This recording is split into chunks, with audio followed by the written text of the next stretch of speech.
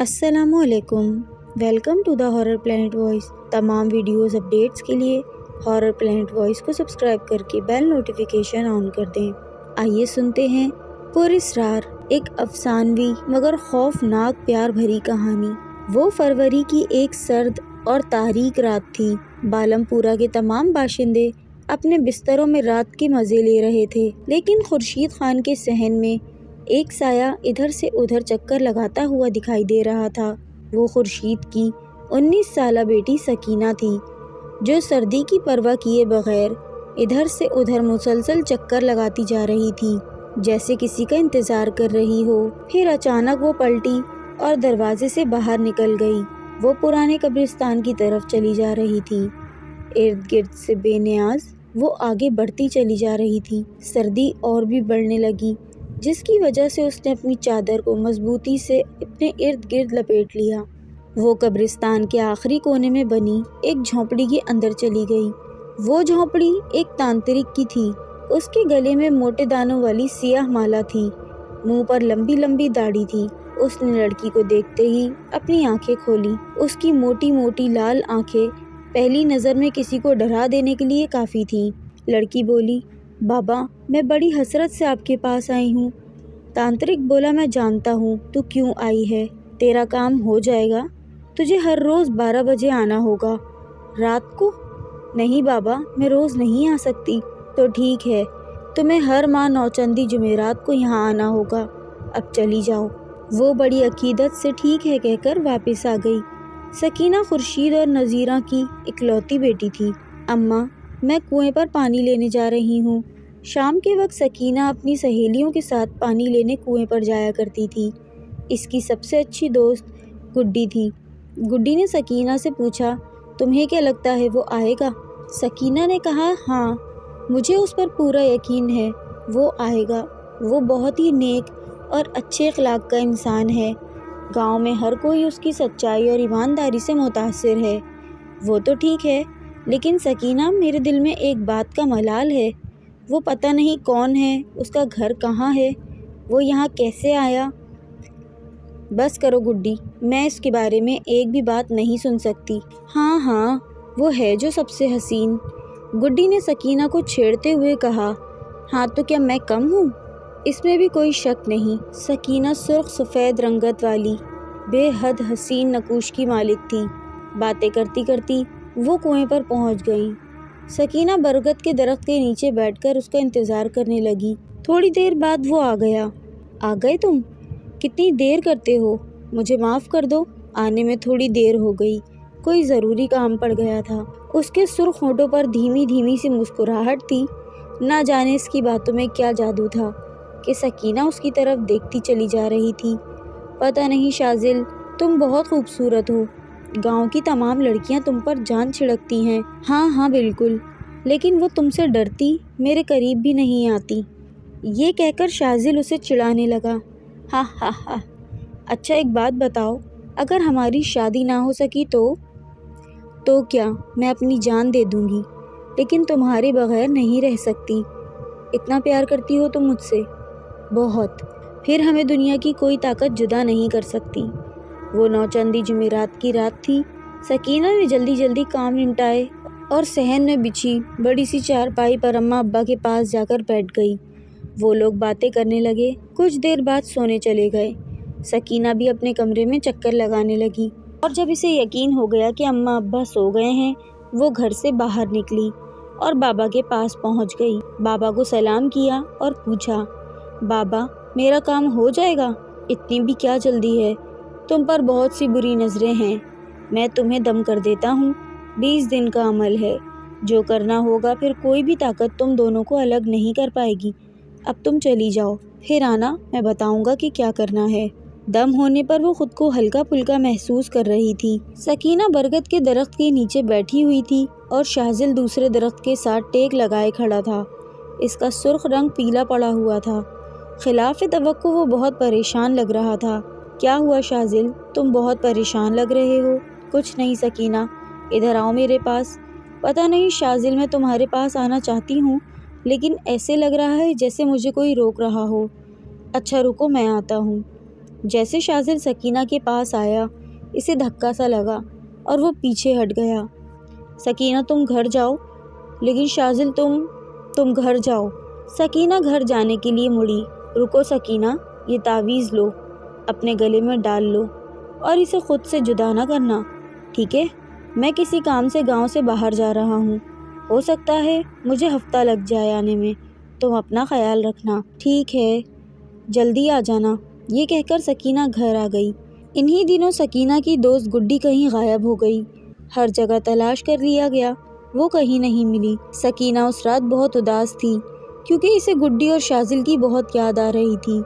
وہ اپنی سوچوں میں گم تھی کہ اس کو خیال آیا کہ تانترک کے پاس بھی جانا ہے، لیکن اس نے خیال جھٹک دیا کیونکہ اسے لگ رہا تھا کہ تانترک اسے فریب دے رہا تھا۔ تبھی اسے اپنے کمرے سے رات کی رانی کی خوشبو آنے لگی۔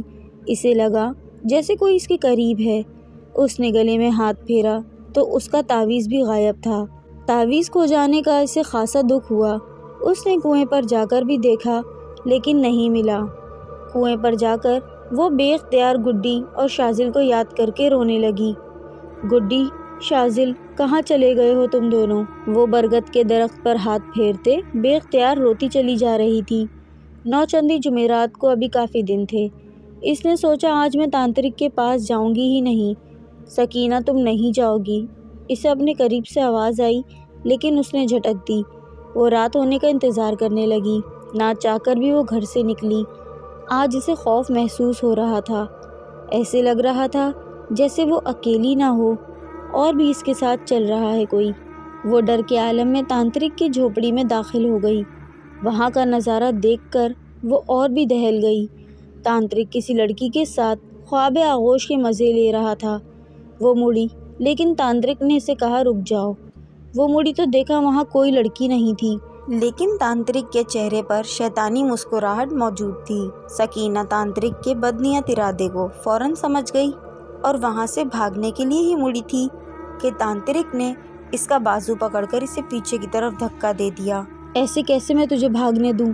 اتنی مشکل سے تو مجھے حاصل ہوئی ہے۔ اتنے میں کسی غیبی طاقت نے اسے پیچھے کی طرف دھکیلا۔ تانترک غضبناک ہو گیا اس اچانک آنے والی افتاد سے۔ تو پھر آ گیا؟ اب کی بار میں تجھے زندہ نہیں چھوڑوں گا۔ تانترک کسی غیبی طاقت سے بات کر رہا تھا جس نے سکینہ کو اس سے بچایا تھا۔ تانترک، میں تجھے تیرے ناپاک ارادوں میں کامیاب نہیں ہونے دوں گا۔ اسے غیبی طاقت کی آواز سنائی دی۔ وہ اور تانترک آپس میں لڑ رہے تھے۔ کبھی اس کا پلہ بھاری ہوتا، کبھی تانترک کا۔ سکینہ سہمی سی یہ سب دیکھتی جا رہی تھی۔ اس غیبی طاقت نے تانترک کا برا حال کر دیا تھا۔ آخر میں اس نے تانترک کی گردن تن سے جدا کر دی۔ سکینہ یہ سب دیکھ کر خوفزدہ حالت میں دوڑتی ہوئی گھر آئی اور رات بھر جاگتی رہی۔ پتہ نہیں کب اس کی آنکھ لگ گئی۔ سکینہ بیٹی اٹھو۔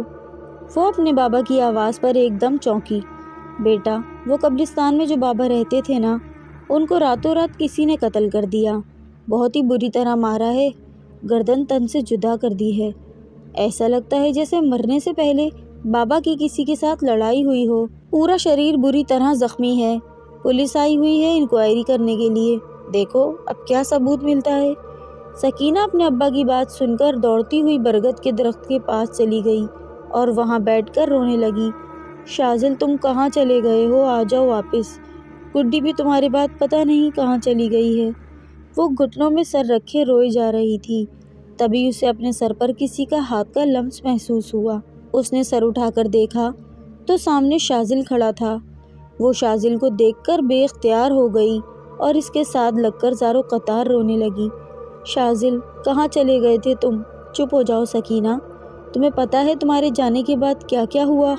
میں جانتا ہوں، چپ ہو جاؤ اب، میں تمہیں چھوڑ کر کہیں نہیں جاؤں گا۔ بس تم مجھے ایک بات بتاؤ، یہ جو جنگل والے بابا ہیں، تم ان کے پاس تو نہیں جاتی تھی؟ نہیں، میں کیوں جاؤں گی؟ اچھا ٹھیک ہے، اب تم گھر جاؤ، کل پھر اسی ٹائم ملیں گے، ٹھیک ہے؟ تم جاؤ، میں ادھر کھڑا ہوں۔ ٹھیک ہے، یہ کہتے ہوئے سکینہ گھر کی طرف چلی گئی اور شازل اس سے جاتے ہوئے دیکھتا رہا، یہاں تک کہ وہ آنکھوں سے اوجھل ہو گئی۔ شازل کو جب پتہ چلا کہ تانترک کی لاش کو اسپتال میں رکھا ہوا ہے تو وہ اسپتال کی طرف بڑھا۔ वहाँ डॉक्टर इसके जानने वाले थे। वो जाकर डॉक्टर से मिला और इससे तांत्रिक की लाश के बारे में पूछा। डॉक्टर ने बताया कि इसकी लाश मॉर्गन में पड़ी है। डॉक्टर उबैद शाजिल का बहुत अच्छा दोस्त था। उबैद, हमें तांत्रिक की लाश को जल्द से जल्द जलाना होगा, नहीं तो बहुत बुरा हो जाएगा। लेकिन हम इसे जला नहीं सकते, वो तो मुसलमान है। वो कोई मुसलमान नहीं है, वो शैतान का पुजारी, शैतान को खुश करने वाला है। इसके सामने नौजवान लड़कियों की इज्जत पामाल करके उनकी बलि देता है और फिर इनका खून पी जाता है। अभी से एक ऐसी लड़की की तलाश है जिसके जिस्म पर काला निशान हो और वो अमावस की रात पैदा हुई हो। अगर वो लड़की से मिल गई तो वो इसे बेआबरू करके उसकी बलि शैतान के सामने देगा और फिर वो अमर हो जाएगा। और हमने अगर इसकी लाश को ना जलाया तो इसकी ताबे शैतानी शक्तियाँ इसका जिस्म निकाल कर ले जाएंगी और इसे ज़िंदा करने की कोशिश करेंगी। और इसके लिए वो उस लड़की की तलाश करेंगी और फिर उसके खून से इसको गुस्ल देंगी। उबैद हक्का बक्का शाजिल को देखते हुए उसकी बातें सुनता जा रहा था। तुम्हें ये सब कैसे पता? ये सब बातें पता करवाने के लिए ही मैं कुछ दिन के लिए गांव से बाहर गया था। चलो फिर चलकर मॉर्गन में इसकी लाश को देखते हैं। वो तांत्रिक की लाश देखने के लिए जैसे ही दरवाज़ा खोलते हैं तो क्या वो खाली था? तांत्रिक की लाश गायब थी। वो दोनों सर पकड़कर बैठ जाते हैं। अब क्या होगा? शायद कुछ बहुत बुरा। अब करना क्या होगा? डॉक्टर उबैद ने कहा, हमें किसी ऐसे बाबा को ढूंढना होगा जो इसका हल कर सकें। ठीक है, जल्दी पता करते हैं। ये काम शुरू करने के लिए आज रात 8 बजे निकलते हैं। तब तक के लिए अल्लाह हाफिज़ कहकर शाजिल बरगद के दरख्त की तरफ चल पड़ा। वहाँ सकीना भी आ गई। वो आते ही शाजिल से लिपट गई। शाजिल, मुझे पता नहीं क्यों बहुत डर लग रहा है। शाजिल ने सकीना को कंधों से पकड़कर पीछे करते हुए इसका चेहरा अपने हाथों में ले लिया। मेरे होते हुए तुम क्यों डर रही हो? पता नहीं क्यों वो बातें कर रहे थे कि सकीना का दुपट्टा कंधे से सरका। शाजिल का ध्यान इसकी गर्दन की तरफ गया तो वहाँ वो निशान था जिसकी तलाश इस तांत्रिक को थी। इसका मतलब सकीना वो लड़की है। शाजिल सटपटा कर रह गया। सकीना, मेरी बात सुनो।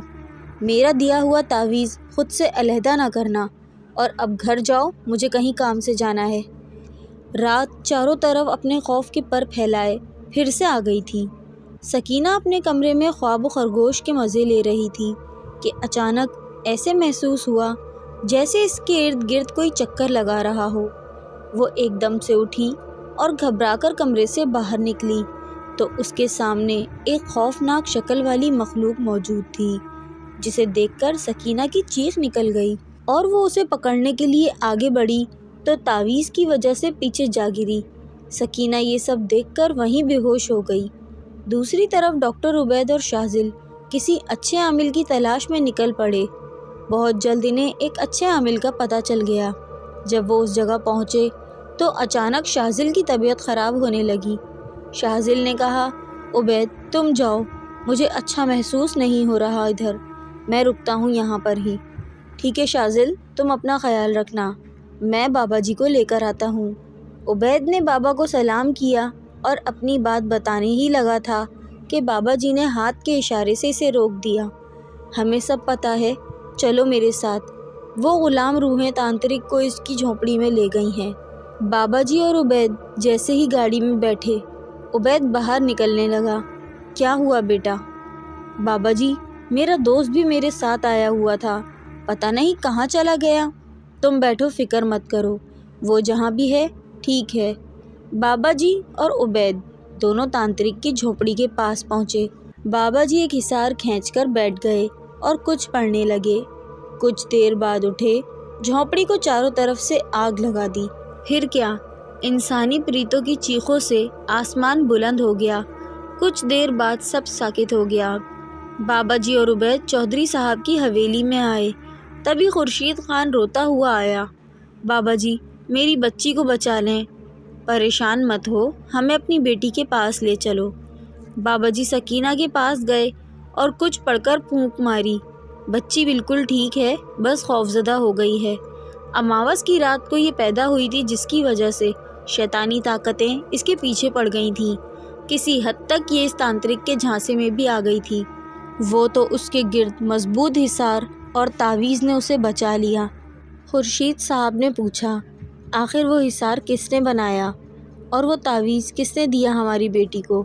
اسے تم لوگ جانتے ہو، شاذل، جو تم لوگوں کے بیچ ہی رہتا ہے۔ شاذل کا نام سن کر سب دھک سے رہ گئے۔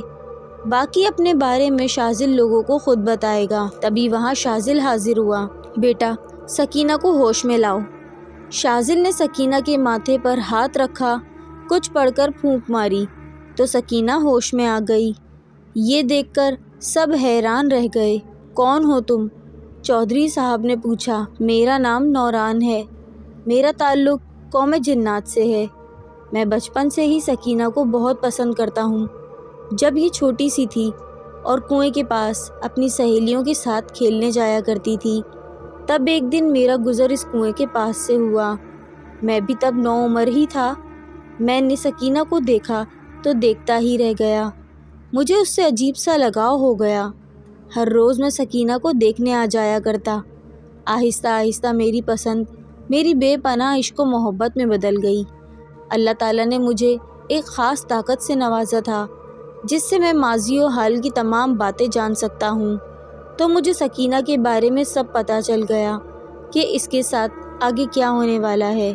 تب سے میں اپنا سب کچھ چھوڑ کر اس گاؤں میں شاذل کے نام سے آ کر رہنے لگا۔ اتنا کہہ کر شاذل غائب ہو گیا اور سکینہ پھوٹ پھوٹ کر رونے لگی۔ رو مت میری بچی، وہ تمہیں چھوڑ کر کہیں نہیں جائے گا۔ آپ سب بھی انہیں جدا کرنے کی نہ سوچنا، انہیں ایک ساتھ رہنے دو۔ وہ آپ لوگوں کو کوئی نقصان نہیں پہنچائے گا۔ یہ بات راز ہے، راز ہی رہنے دیں۔ آپ لوگ جو ادھر موجود ہیں، آپ سبھی جانتے ہیں۔ انہیں جدا نہ کریں۔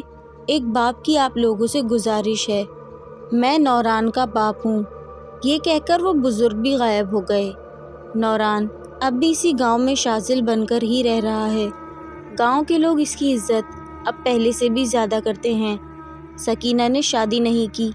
اس بات کو بھی 15 سال گزر گئے ہیں۔ برگد کا درخت اب بھی باہیں پھیلائے ان لوگوں کی راہ دیکھتا ہے۔ سکینہ کا دل جب بھی بے قرار ہوتا ہے تو وہ شاذل سے ملنے برگد کے درخت کے پاس آ جاتی ہے اور دیر تک دونوں وہاں باتیں کرتے ہیں۔ یہ تھی ہماری آج کی خوف سے بھری انوکھی محبت کی داستان۔ کیسی لگی آپ کو کامنٹس میں ضرور بتائیے گا۔ پسند آئے تو لائک کریں، شیئر کریں اور چینل کو سبسکرائب کریں۔